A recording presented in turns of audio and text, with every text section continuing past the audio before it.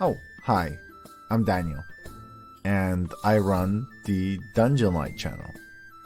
And tonight I was feeling like doing something different, so instead of talking about D&D, I'm just gonna tell you a story about how my players destroyed my world, my homebrew world with over 500 pages of lore and the classes and maps. Anyway, so this is my homebrew world. It's called Ramteal, and this campaign and many others before and after take place here. This one that we're going to talk about takes place on this tiny little island called Catlair, and the little bit on the bottom is called Gear. Enhance. There we go. Much better. Anyway, let me show you the criminals. The players. The cost is Cataclysm.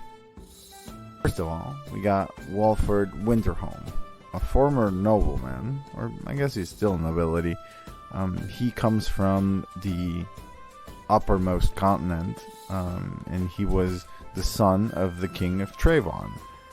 Then his brother killed his family in order to get the title, and he escaped because he was going to be killed, but left his little sister with his homicidal brother, and there was a whole thing. And then they fought using spirits of fire and water, and the whole mansion was just a wreck. And now he is trying to recover his sister from whatever he lost. It's a long story. Maybe if you guys like this video, maybe I can do like another video talking about Walford and his history. But he is a cryomancer, and it's like a whole entirely custom class that I've made. I've made over 100 now, I think. And I'm not gonna stop. I have a lot of free time. I just like creating things.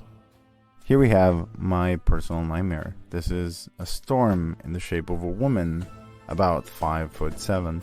This is Clementine Limhurst. She is a mystic eye. At some point during her young life, she was gifted an eye of a demon, and she now has the ability to copy spells and abilities that she sees around, which makes it insanely complicated to play. This was a class created by my friend, and he is so far the only one who has played it because it requires an insane amount of reading time, which props to him. He made a great character. So Clementine had a rough childhood, and she is seeking revenge. She wants to burn down an entire continent and every noble family in it. He sort of succeeds at the end of this story, I guess. Burns the entire world to a crisp, so, you know. Next up, we have the Muscle, which is the gigantic half-orc cursed knight. This man was a knight, and during a battle, he sort of insulted a guy, calling him ugly, and the spirit of the guy was like, we'll see who's ugly. And now he chases him and hunts them and curses Zurgo, and his abilities come from the curses that he learns how to repurpose and rework in his benefit. It's a weird class. It's very powerful at the start. Can't be healed, can't regenerate hit points normally, but has like a mean swing, and his character is just the best. He is hilarious, and he enchanted a maze, a flail, by just rolling natural 20s back to back over and over and over again. And his flail turned from just a hunk of iron strapped by a chain to a piece of wood into Jawbreaker, a legendary artifact, which is the weapon that now he wields, and currently in our campaign is wielded by his son, who's a paladin of Karn, god of war. Anyway, he's great. Next one is Cedric the Beautiful. He is a champion, and that's a class that gains followers, and through their followers he becomes stronger. and has several abilities that he can use depending on the number of followers he has. Of course, he is well known everywhere he goes. It's famous in arenas and whatnot. And he is, at the time of the story, dating the goddess of beauty. She gifted him the armor that he wears now. It is usually an armor made for female champions of the goddess of beauty, but oh well. And last but not least, we have Gilmondra. He is a gnome hemomancer. It's a wizard who casts spells through his blood. Maybe a vampire? We weren't really sure. He did play the character as if he was a vampire, drinking blood and whatnot. But that's about it. He had a bit of a story where he was kidnapped by a vampire lord, and they had to go cleanse an entire city of vampires with an army of their own. He is comedy gold. He is comedy incarnate. Everything he says is iconic, and it's become a meme in our group, and he's just wonderful and great. And he's very tiny. He's playing a gnome, so he mostly resides within the armor of Zurgo. So that's a group. These 5 guys broke my plane. Not only broke it, they ignited a fuse that made it so it goes. But let's get onto the story proper, shall we?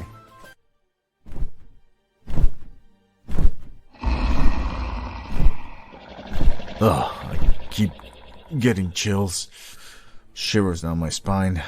I've never been more nervous before a battle. I know, me too. It's weird.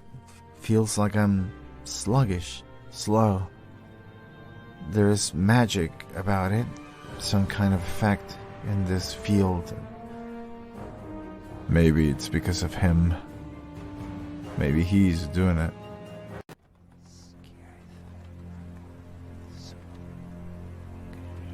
So, for a while now, Nathaniel, the king of Cathlair, has been harassing the party under the impression that they killed his son in the northern province of Romelian, which is a place filled with easy ways to die. The party has seen injustice and the outright awful conditions that the peasants of Cathlair live through every day, and especially the dark deals that Nathaniel has made with vampire lords and alike, just downright awful. The party gets help from the dwarves of Underhall, who have been under the oppressive rule of Nathaniel for a while now, and the mages from the White Tower, accompanied by the amethyst dragon Lady Adramelech, which is the tower's headmaster. They also have some help from Taberlin and a demon lady called Aloran. On the king's side, there's an army of soldiers, Cortix, the court wizard, and Dunlupu, and that is enough. The party's around level 13 at the moment, and they walk into this knowing it will be a trap, a bottleneck. The horseshoe shape of the entire place is just the killing floor, and Dunlupu is the one with the finger on the trigger. So the pieces are set, and the board is ready, and the battle is about to begin. Now, the battle starts with the afternoon sky opening up into an inky darkness as Dunlupu launches a meteor swarm at the fighters. Cortix follows up with streaks of lightning, heating the metal armor of the dwarf fighters until they catch fire. Amongst the devastation, the Lord of Underhall, Sarthan Goldbeard, stands tall, hoisting his weapon, Iniel Skrios, aiming at the gates of the fortress. Suddenly, the floor moves. It shakes and shatters. Slowly, coming out of the smoke and ash, a giant metal foot stomps. Forward! To victory! To the end of tyranny! Says the king as he charges alongside his dwarven masterpiece, a freaking giant siege golem. Despair runs down the pants of the defending army as this 30 feet tall siege weapon slowly walks towards the gates. The wood from his frame creaks as his torso moves slowly and raises his fist, then slams it against the castle so hard, the foundations of the very earth shake. And that's where we're gonna end up this week. I hope you enjoyed, and if you liked it, please consider subscribing, liking, and commenting. It really does help. This was Dungeonlight. Have a good night.